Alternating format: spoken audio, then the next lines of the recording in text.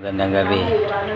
Nandito po tayo sa Manila, pero magluluto pa rin tayo ng gabi. Laman po ito ng gabi.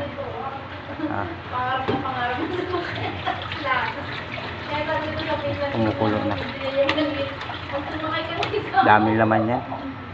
Nainit ma ito. Maraming puno na oh. Yan, malapit na po.